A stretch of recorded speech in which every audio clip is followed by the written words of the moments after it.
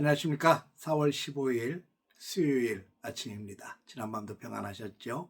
오늘도 새날을 주신 하나님께 감사하며 믿음으로 달려가는 우리 복된 날 되시기를 주의 이름으로 축복합니다.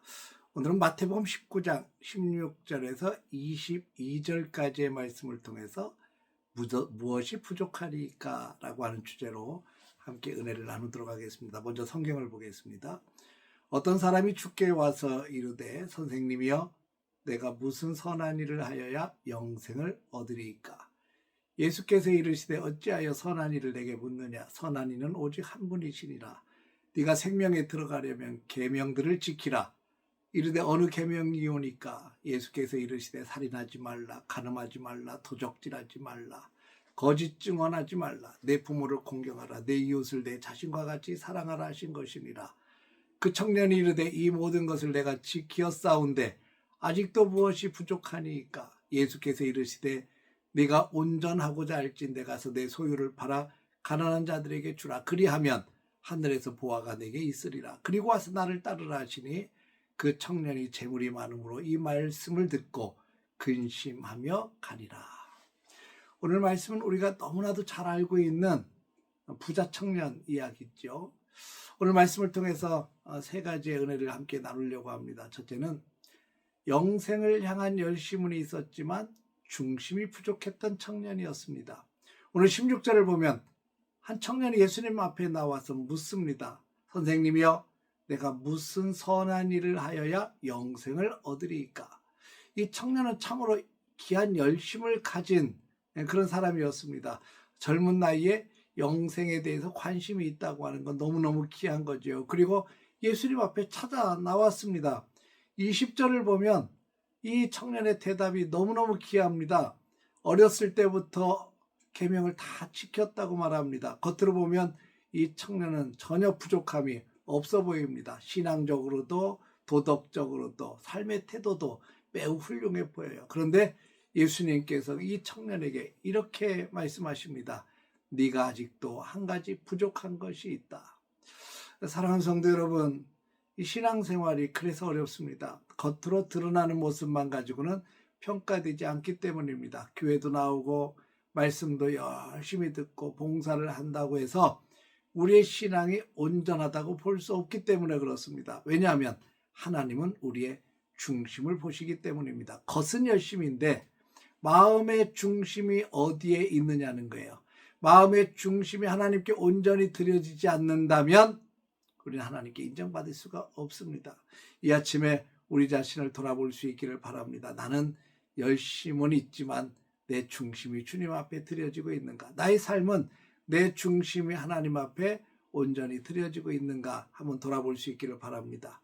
두 번째는 이 청년의 진짜 문제는 재물이 아니라 주인의 문제입니다.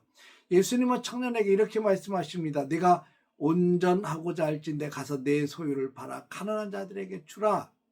그리고 와서 나를 따르라. 이 말씀을 들은 청년은 결국 근심하며 떠나갑니다. 왜냐하면 재물이 많았기 때문입니다. 우리는 이 말씀을 들으면서 많은 사람들이 오해합니다.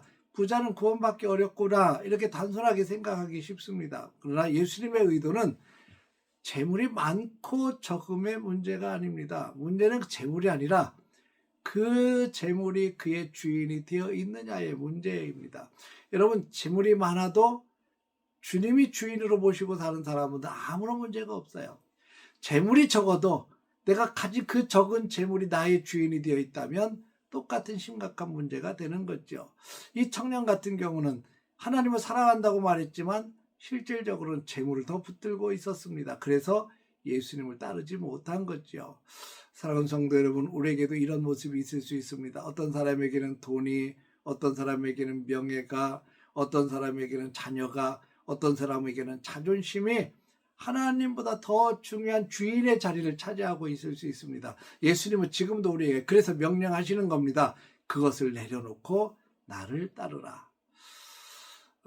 여러분, 세 번째 우리가 생각해야 될 것은 그렇게 해서 주님을 따르는 자와 그렇게 해서 주님을 따르지 못하는 자의 차이가 무엇인가요? 이 청년은 결국 예수님을 찾아왔죠. 참 많은 고민과 용기를 내서 찾아왔었을 겁니다. 그런데 결국 예수님 곁을 떠나가고 말았습니다. 예수님을 만났습니다. 그리고 예수님 앞에 고백도 했습니다. 근데 예수님을 따르지 못했습니다. 왜 그렇습니까? 결단하지 못해서 그렇습니다. 여러분, 신앙은 아는 것으로 끝나지 않습니다. 결단이 있어야 합니다. 베드로와 제자들, 예수님께서 베드로를 부르셨을 때 뭐라고 말씀하십니까? 나를 따라오너라. 내가 너희를 사람 낚는 어부가 되게 만드시겠다. 그때 베드로와 야고보, 요한 형제들은 배와 그물과 아버지를 버려두고 예수님을 쫓았다 그랬어요. 결단이 있었다는 겁니다. 여러분, 이 청년은 그 한 가지를 내려놓지 못해서 결국 예수님을 따르는 길을 포기하고 말았습니다. 사랑하는 성도 여러분, 신앙의 크기는 크고 대단한 것에서 갈라지지 않습니다. 내려놓느냐 붙잡느냐에서 신앙의 차이가 나는 겁니다. 오늘 우리는 어떤 선택을 하시겠습니까? 예수님을 따르는 길은 때로는 손해를 보는 것 같이 보일 때도 있습니다. 그런데 그것이 생명의 길이라면 걸어가야지요. 참된 기쁨의 길이라면 기꺼이 따라가야 되지요. 부자 청년이 예수님 앞에 나와서 이렇게 물었습니다. 내가 무엇이 부족하리까? 예수님의 대답은 분명합니다. 나를 따르라는 겁니다. 이것이 바로 신앙의 본질입니다. 더 많이 하는 것도 아니고 더 많이 가지는 것도 아니라 예수님을 따르는 것이 주님이 기뻐하시는 것입니다. 오늘 이 아침에 이 말씀을 함께 깊이 묵상하면서 혹시 내가 붙잡고 있는 것이 무엇인지를 발견한다면 이 시간 주님 앞에 전부 맡기는 시간이 되었으면 좋겠습니다. 우리의 마음의 중심에 누가 주인인지를 한번 돌아보셨으면 좋겠어요. 그리고 주님 앞에 다시 한번 결단하십시다. 주님, 제가 주님을 따르겠습니다. 고백하며 기도하며 나아가는 우리 복된 수요일 되시기를 주의 이름으로 축원합니다. 기도하겠습니다. 거룩하신 아버지 하나님, 우리의 중심이 예수님을 따르기를 원합니다. 예수님이 우리 인생의 주인이 되어주시고 내 마음의 중심이 예수님께 가 있게 하여 주옵소서. 우리를 유혹하는 수많은 유혹들 끊어내게 하시고 언제나 주님이 기뻐하시는 것을 선택하며 결단하며 나아갈 수 있도록 믿음을 주옵소서. 예수님의 이름으로 기도합니다. 아멘.